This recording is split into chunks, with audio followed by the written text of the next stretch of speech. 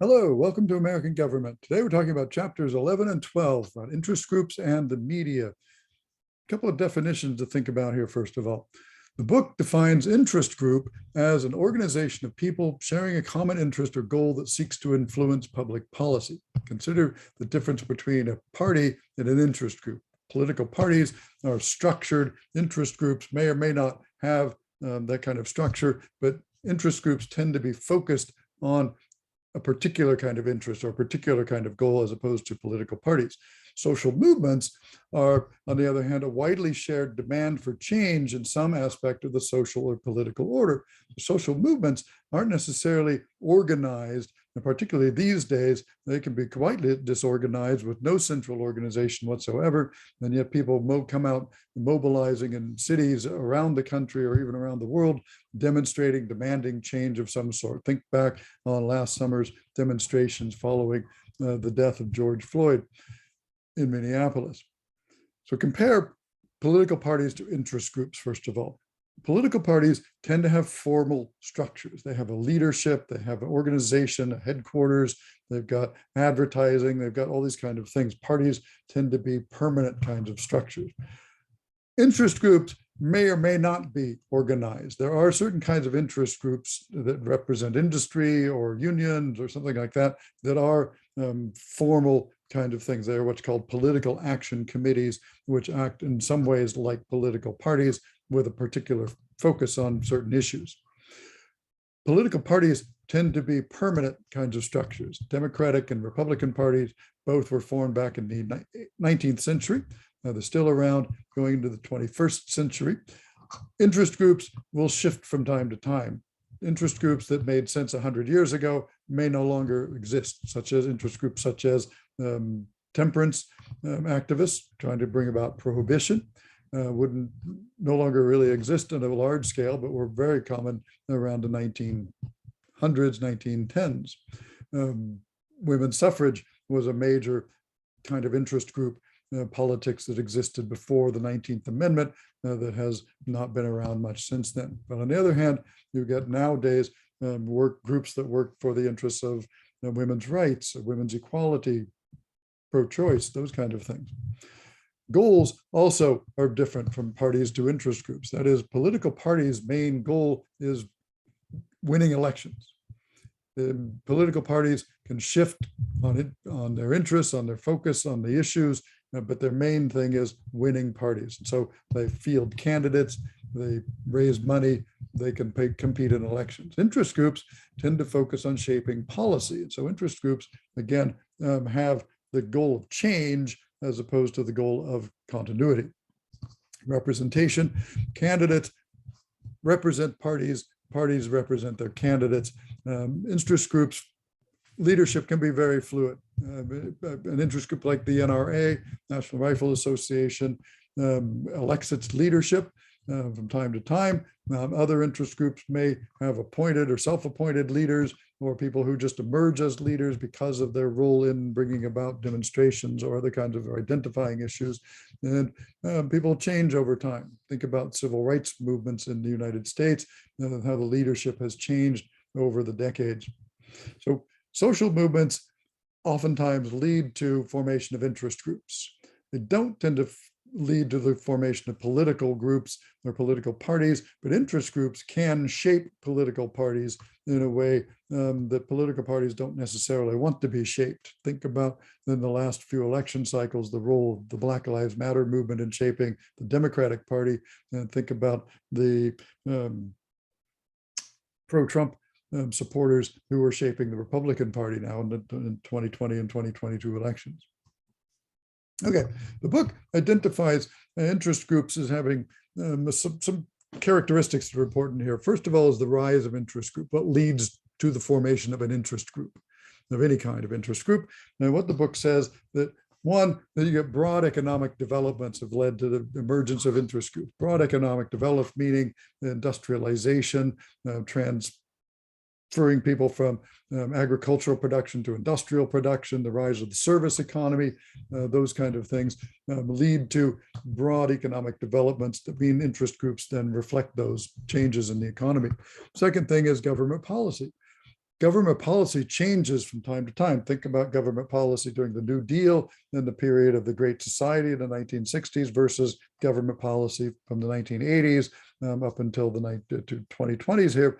The government policy leads to the formation of certain interest groups because they support the policy, they want the policy, or they oppose the policy, want to change the policy.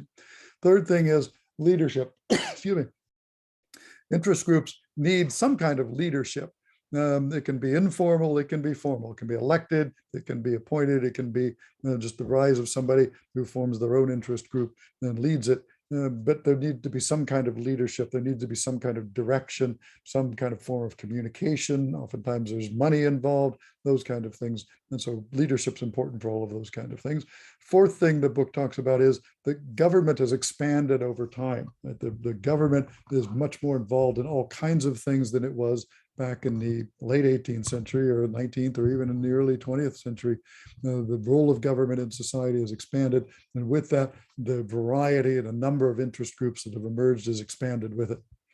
The book defines interest groups as falling into these two categories: institutional versus membership interest groups. That is, institutional ones are organized groups. That is, they are political action committees, they are lobbying groups, they are organizations that have a particular structure that work for particular issues. One of, again, the National Rifle Association would be one of those institutional interest groups. The other kind of interest groups are membership interest groups. That is, they are citizens that form interest groups. The Black Lives Matter movement, or the movement for police reform following George Floyd, would be the membership types of interest groups. Other thing the book talks about is the role of lobbying and political action committees in the American political process. Now, lobbyists go back way into American history, but lobbyists are basically people who try to get elected officials to make certain kinds of decisions. They're called lobbyists because they sit in and stand in the lobbies outside of the legislative chambers. So hang out there when elected officials come out of sessions. Somebody will try to buttonhole them, which is grab their collar and tell them, "Oh, I want you to vote this way," or "I hear you're talking about this bill in there, and so my people are interested in this kind of an outcome." Lobbyists can represent all kinds of different groups, and the book has a list there of the top 20 contributors to political campaigns. They oftentimes will lobby both parties, Democratic and Republican. Lobbyists, there are companies that do lobbying, and they'll have a variety of things that they might lobby all kinds of candidates for. They can lobby at the state level, the local level, the national level. They will try to shape policy. They will try to shape implementation of policy. They will try to shape lawmaking, the use of law, et cetera, and all these kind of things. They lobby the president. They lobby elected officials. Some would argue that they also lobbied the Supreme Court about making certain kinds of decisions. Political action committees are committees that have been formed since the roughly 1970s in the United States, which are organizations that are created. They have leadership, they raise funds, and they spend that money on certain issues. Particularly what they spend them on are elections. And each person who runs for office generally these days has a political action committee, which is a committee that raises money for their election. They're allowed to raise money from individual donors. And as an individual donor, you as a citizen of the United States can contribute up to $2,700 per year to the election of a particular candidate. So political action committees will collect those donations, and the number of them is unlimited. So you could get tens of millions of people contributing their $2,700. And so there's millions of dollars there. Candidates don't have the wherewithal or the time or the knowledge generally to be able to manage that money. And so they get an organization to handle it for them, accountants and other people who form a political action committee. There's another type of political action committee that is new. It's only existed for about the last 10 or 11, well, 12 years now, since a Supreme Court case called Citizens United, which defined corporations as individuals, and therefore said that as individuals, corporations are protected by the constitutional guarantee of free speech. What Citizens United has done is it has allowed for what are called super PACs, these political action committees, to raise unlimited amounts of money to put into the American political system.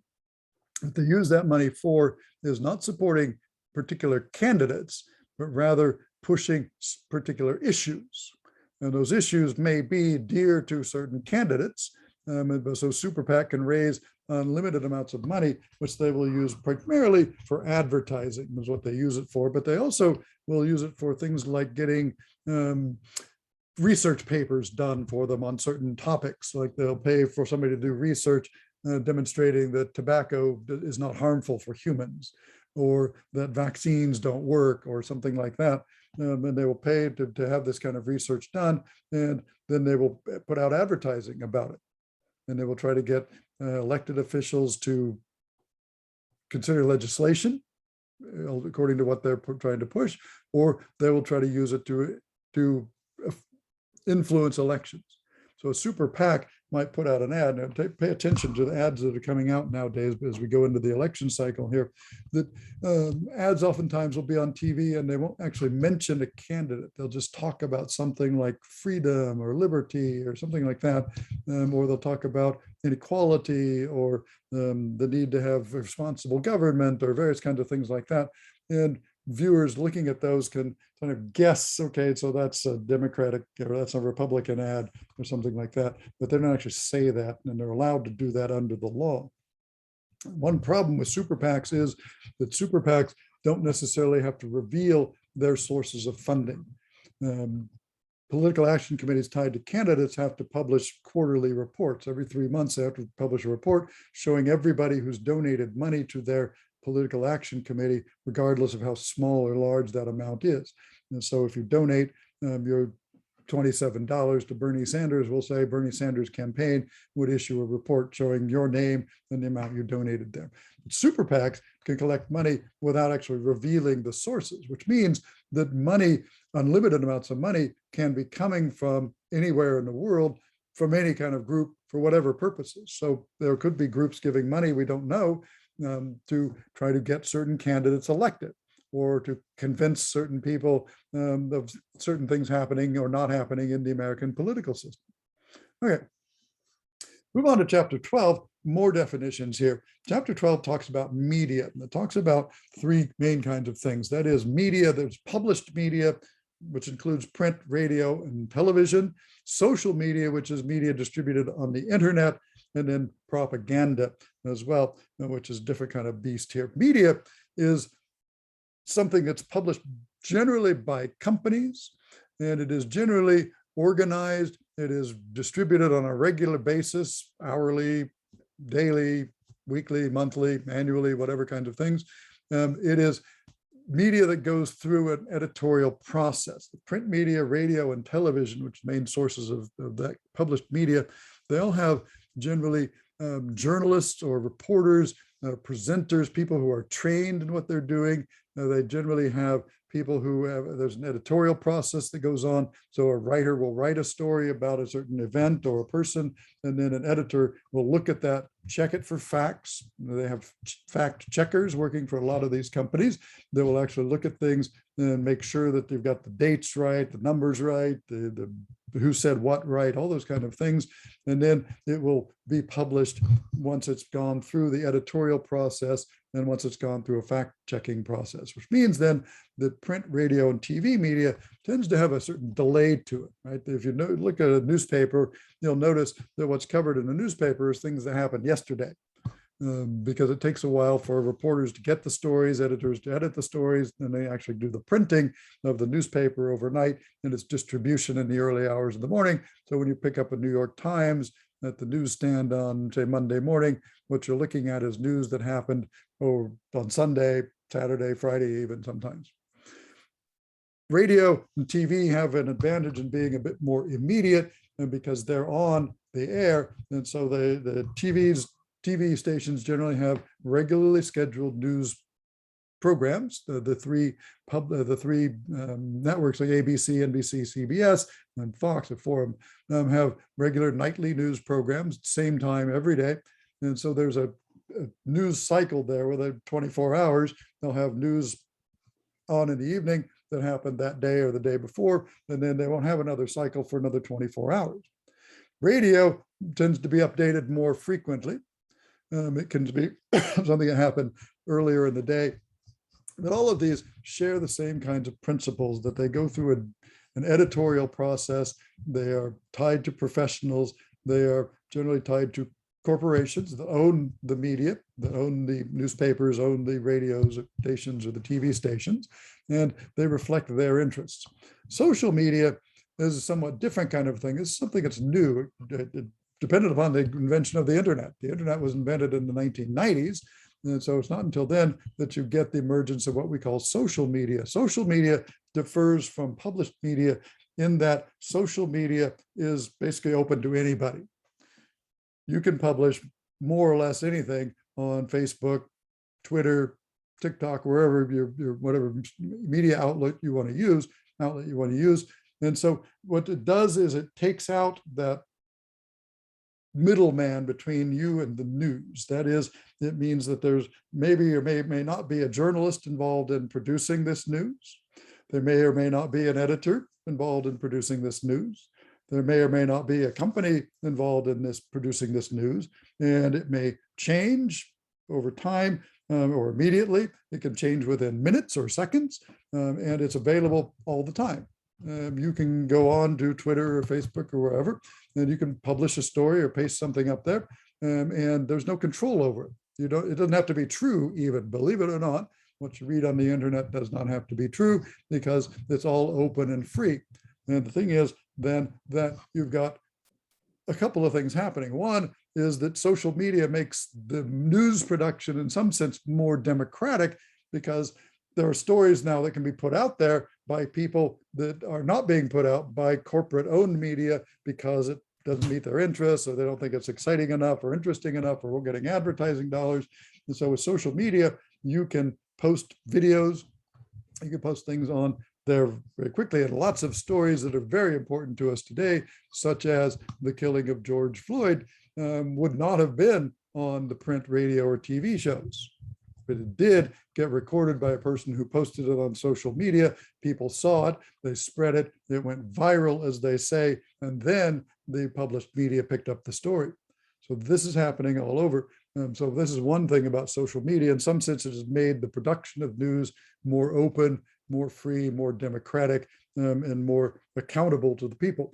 On the other hand, there's no, as I said, any kind of check on anything. It gets published on social media.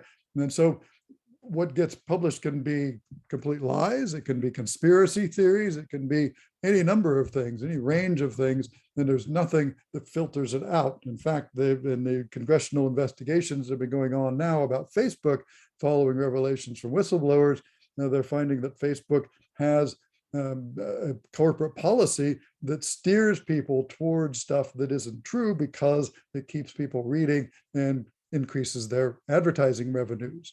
And so Facebook is actually apparently in the business of not telling the truth to people.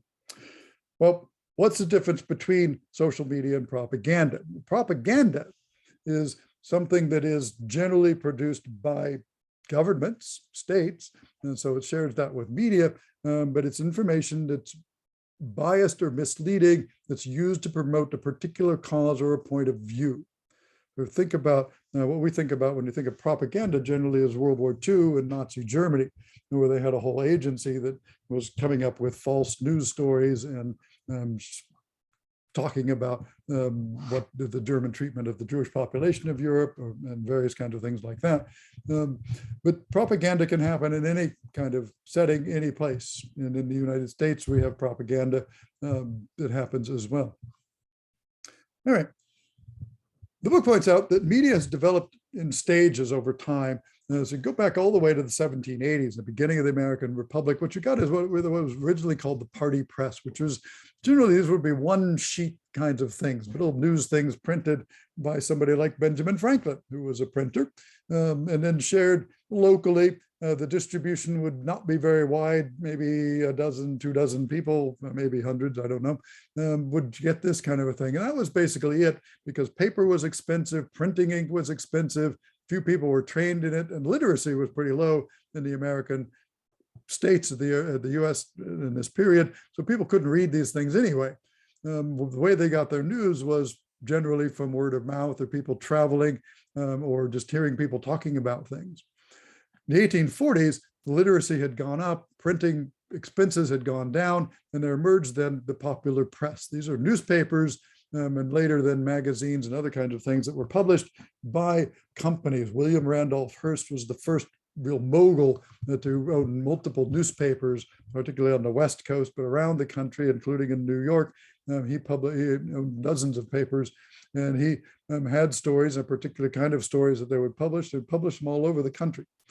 He's portrayed in a couple of movies, Citizen Kane and Meet John Doe, as being a negative person. In both of these movies, the publishing tycoon is seen as a person who has these hidden agenda, that is power hungry, that wants to destroy American democracy and has no regard for the little people or the working man, but is intent on power. The National Enquirer is another kind of popular press institution that's been around since 1926 and really 100 years old. National Enquirer is a journal that makes its living off of salacious kinds of stories that are bound to get lots of attention. They skirt the truth oftentimes. The National Enquirer has been sued many, many times for libel, for slander, for various kinds of things like that. But it sells to a wide audience. That's why I think it has the largest circulation, or did have the largest circulation of any published paper in the United States. Magazines are something that developed in the 1850s, really. Puck, it goes back to the 1790s, originally was published in England and in the United States. The Nation is the oldest continuously published magazine in the United States. Magazines are different from newspapers because newspapers came out every day. They were the news.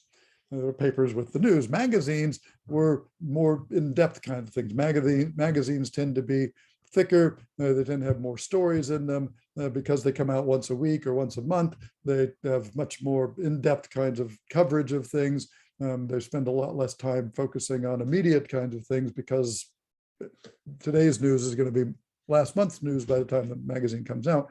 And magazines could be focused on certain kinds of interests that people might have: fashion, photography, politics, all kinds of things like that. Some magazines that emerged in the 20th century, like National Lampoon and The Onion, are satirical magazines. What they are, they're magazines that publish stories that are designed to make you laugh, such as the one down here in the lower right-hand corner, which came from The Onion.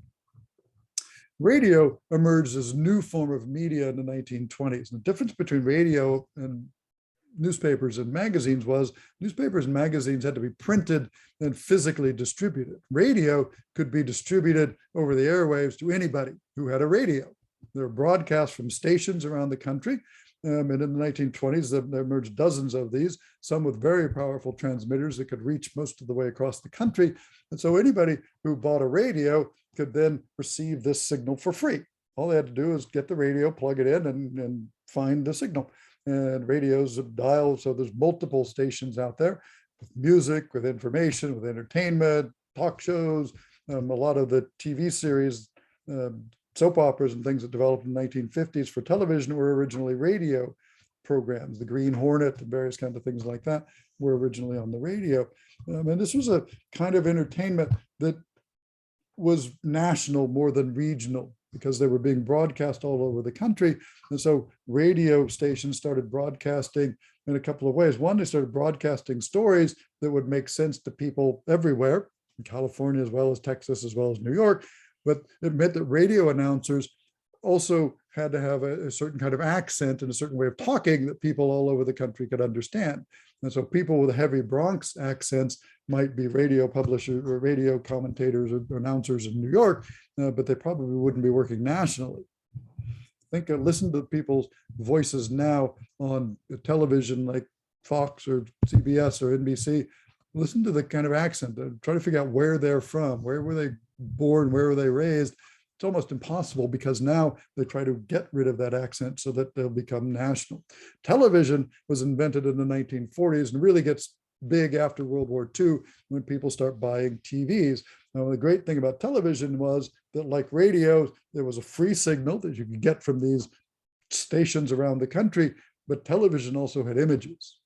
And television became the most popular form of media very quickly because it was enjoyable to watch. It was enjoyable to watch, and you could watch all kinds of programs on television as well. And there emerged these several big companies here. ABC, CBS, and NBC were all radio companies originally. They went into television as well as radio.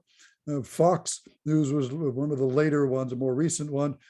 Cable news network, CNN, originated in the 1980s. It was the first national and international TV station on cable TV that broadcast only news.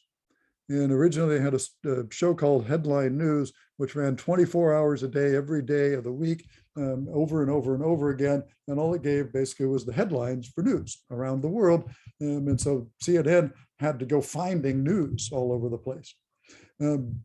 C-SPAN is a different kind of a network. C-SPAN is something that was created to broadcast Congress.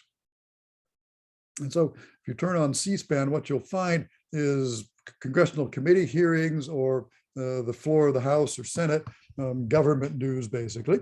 PBS is the public broadcasting system. This was created back in the, I want to say 60s, to be a publicly owned and publicly financed broadcasting system. The idea was that it was based on the BBC, the British Broadcasting Corporation, which was originally a state agency that didn't do advertising, but published all kinds of programs that wouldn't normally be on television because advertisers wouldn't support them. So public broadcasting system put out a bunch of programs such as Sesame Street, which is probably most popular of all time. But they also have the News Hour, which was originally the McNeil-Lehrer News Hour, which is an hour-long program instead of a 30-minute-long program. And it was an hour with no advertising in it. 30-minute news programs are about 18 minutes of news versus the PBS News, which was 60 minutes of news every night. And that meant that they covered stories in much greater depth and much interview people. They'd spend a lot more time talking about issues, and they would talk about issues that never got onto the main ones. The internet has changed the media because it now, as I mentioned before, makes it possible for anybody to post anything, basically. The internet had its origination in something called the ARPANET, which was a form of communication between research institutes in the United States, things that were working on science and military projects. This was a way for the people working at those places to be able to communicate with each other quickly without having to go through the mail or by telephone. This way they could transmit data, such as images or formulas or various kinds of things like that. And it was originally part of the Department of Defense. Then it became public, and has become now what we know as the internet, which is this whole conglomeration of stuff being published there. All right. The book says that the media have these three main roles. First of all, agenda setting. That is, what you see on the news affects what you know about the world. And so the media plays a powerful role in setting agenda. ABC, CBS, NBC, Fox, CNN, all those networks, they will publish certain kinds of things. They won't publish other kinds of things. And they will, by doing so, they set an agenda. One of the good examples of this was from the 2016 campaign. Bernie Sanders ran for the Democratic nomination in 2016, and he spent a lot of time talking about income inequality in the United States and poverty in the United States. Well, somebody went back after that year and they looked to see how much coverage did that actually get, other than from Bernie Sanders. And what they found was that ABC and CBS did not have a single story about poverty in the United States during the year of 2016. An entire year, 30 minutes every night, 365 days, not a single story on those two networks talked about poverty. NBC had 2 stories over the course of that year talking about poverty. Another thing that the media does is it frames issues. That is, the way the media talks about things affects the way we view the world and the way we get our news. So if the news covers the pandemic, for instance, in a particular way, saying, how important it is that people get vaccinated and how important it is people wear masks and social distance, then they're framing the story in a certain kind of way as this is a pandemic and because people need to, and the way to deal with it is through these things. Whereas if they're framing it as this is a plot from the Chinese, or this is something that we don't need to pay attention to, or wearing masks is damages our civil liberties, that's framing the news. And this is something the media does. One of the greatest stories of this was about the New York Times in 2002 and 2003, when the Bush administration was talking about the need to invade Iraq because Saddam Hussein was building weapons of mass destruction. The New York Times was completely on board with the US invading Iraq and published story after story after story, particularly written by Judith Miller, about the evils of Saddam Hussein in Iraq and supporting the American invasion. Well, the Americans invaded Iraq in 2003 and of course never found any sign of weapons of mass destruction. So the New York Times had framed this to support the war effort in a way that actually did. Third thing that the book talks about is the watchdog function of the press. That is, the press can serve as an instrument to learn about what's happening behind closed doors.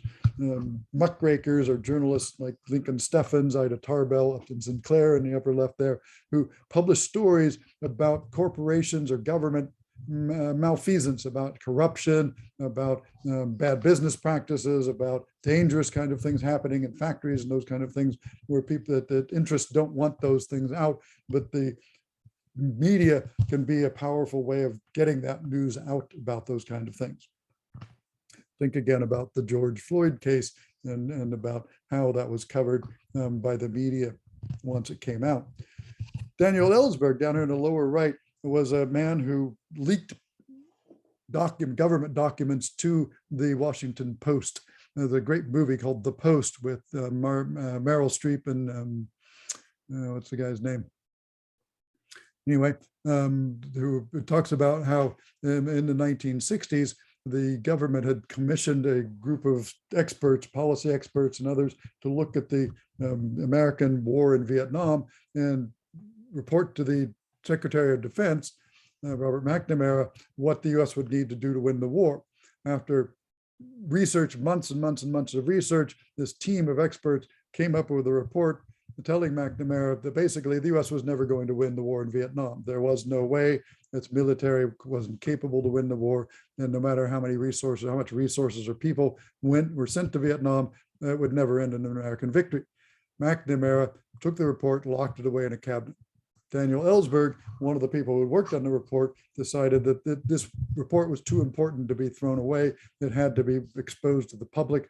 And so he stole the report, photocopied it, and then sent it to the New York Times and the Washington Post, and asked them to publish it. The New York Times decided not to publish it. The Washington Post did decide to publish it.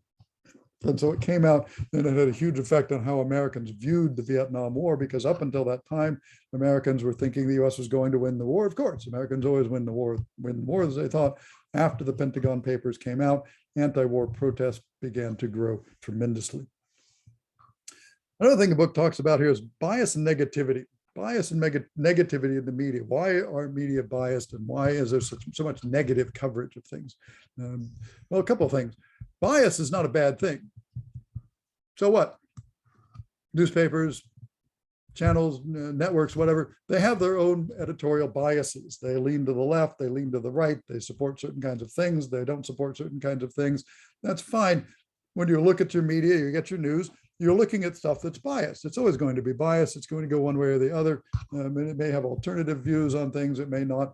And so it's up to you to decide how you want your news. Do you want left-leaning news sources? Do you want right-leaning news sources? People look at those. Now, one of the problems we have, though, is another kind of bias, which is corporate bias. That is, all of these corporate media sources in the United States, ABC, CBS, CNN, Fox, NBC, even PBS, have a bias, which is that they are all dependent upon their advertisers for money. Even PBS, public stations, get corporate advertising and they get donations from people.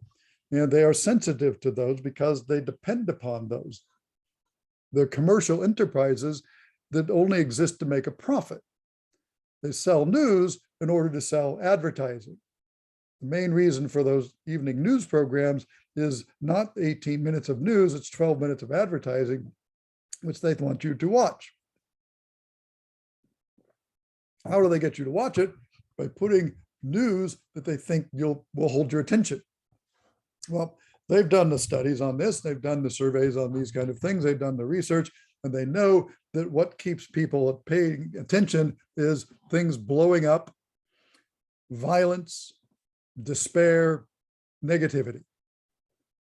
People won't watch news programs that don't have those things in them. They'll just flip the channel and go on to one that does. For one reason or another, we like those things that are violent and negative, and we keep turning into them over and over and over again. The same with social media. Actually, people tend to watch stuff and look at stuff that's violent and negative in those kind of ways. And so this is a form of bias that I think is an important part of media bias. The book doesn't really talk about here, but keep that in mind as you think about the media, as you watch television, as you do your surfing on the internet. Who's behind this? Sources. Why are they giving you this information? Why are they giving it to you this way? Why are they framing issues like this? Why are they not talking about other kinds of issues that might be important to you? Why is it you have to go to social media to find out about this or that that's not being put on the published media? Well, that's because of that corporate bias. Okay, finally, one thing the book talks about to a little bit there is about regulation of the media. The United States has a very powerful guarantee of free speech. The First Amendment to the Constitution guarantees our right to free speech, and it says the government will do nothing to limit that free speech. But the First Amendment isn't universal and absolute. There are certain limits there are certain types of speech that are not covered by the First Amendment. That is obscenity. Obscenity, what is the definition of obscene? What makes something obscene? What makes something pornographic as opposed to artistic, right? There are pictures of nude people in the Metropolitan Museum of Art, but there are no nude people on television, except cable television. And even then, not very much nudity on cable TV. Why not? Because of the laws about obscenity, which made it a crime to publish or distribute images that were meant to arouse people and having no redeemable social value. Hate speech is speech that is deliberately aimed at hurting people because of their membership in a group or a class of people. That is, hate speech is speech that is meant to denigrate or to harm people by denigrating them or calling them names, racial slurs, various things like that. Symbolic speech is political speech. That is, it is speech that's meant to arouse people to take action of some sort. And symbolic speech is something like, say, a member of the Ku Klux Klan standing up and say that we need to take care of all those people for this or that reason, which becomes then a form of speech that's meant to incite imminent unlawful action among people that hear it. Commercial speech is also something that's not completely free, in the sense that corporations cannot make advertisements that are lies. You can't advertise that an automobile will fly if it won't fly. The two advertisements here are kind of examples of this. One of them was Volkswagen. Old Volkswagens supposedly would float. I had a Volkswagen. I never drove it into a lake, so I couldn't tell you that it would float or not. But Volkswagen advertised that its doors and everything were sealed so tightly that it wouldn't take on water. And Ted Kennedy was a senator, member of the Kennedy family, brother to John Kennedy and Robert Kennedy. He one night had left a party and drunk apparently with a young woman in his car, not his wife, and he swerved, ran off the road, went into a lake. The car sunk. He was able to get out, but the woman in the car died in the accident. And Volkswagen, selling the bug, came out with an advertisement here that was widely criticized, saying that this is beyond the bounds of free speech, that this is should be regulated kind of thing. It's not exactly libel. It's not exactly slander. It's not exactly untruthful either, but it was considered indecent. The break out the frosty bottle ad. If you look really carefully at the glass there, or go online even better and find that advertisement, you can see the word that's in the glass of gin and tonic there. That was considered regulated speech. Another kind of thing that's about regulated speech is this question of net neutrality. That is, when the internet was created, there was a notion that search engines should be neutral in terms of what they show you when you go searching for. If you go searching for a term, suppose under rules of net neutrality, the search engine will give you a variety of options there, not just ones that it's paid to put at the top of the page. Well, the rules on net neutrality were done away with a few years back. And so that's why now when you try searching on Google for anything, the first thing that comes up is an ad for whatever it might be. And it's an ad because that's companies paying Google to put that at the top of their search results. And that's why you get those search results. So if you want something that's not an ad, you sometimes have to scroll well down the page or even onto another page to find it. All right, that's what we got today. So let me know if you have any questions. I look forward to seeing you again and wish you all the best with your work. Let me know, as I said, if you have any questions or want to talk about anything, I'll be around. Otherwise, I will see you later.